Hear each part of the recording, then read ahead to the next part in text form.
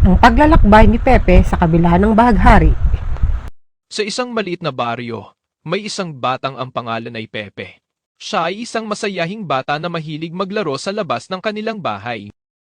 Isang araw, pagkatapos ng ulan, nakita niya ang isang napakagandang bahaghari na bumukas sa kalangitan. Natuwa si Pepe sa ganda ng bahaghari at nagsimulang mag-isip kung ano ang nasa kabila nito. Sabi niya sa kanyang sarili, siguradong maraming kakaibang bagay at kaibigan ang makikita ko doon. Kaya't nagpasya siyang pumunta sa kabila ng bahaghari. Kinuha ni Pepe ang kanyang maliit na backpack at naglagay ng kaunting pagkain at tubig. Pagkatapos ay nagpaalam siya sa kanyang mga magulang at nagsimulang lakarin patungo sa direksyon ng bahaghari. Habang naglalakbay siya, nakita niya ang maraming magagandang tanawin tulad ng mga bukid, ilog, at kakahuyan.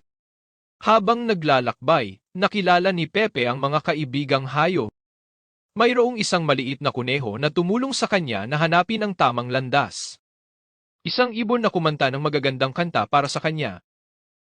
At isang pagong na nagpasaya sa kanya ng mga biro. Matapos ang mahabang paglalakbay, sa wakas ay narating ni Pepe ang dulo ng bahaghari. Doon niya nakita ang isang napakagandang paraiso na puno ng mga makukulay na bulaklak, malalaking puno, at malinis na tubig. Nakilala niya rin ang isang mahiwagang diwata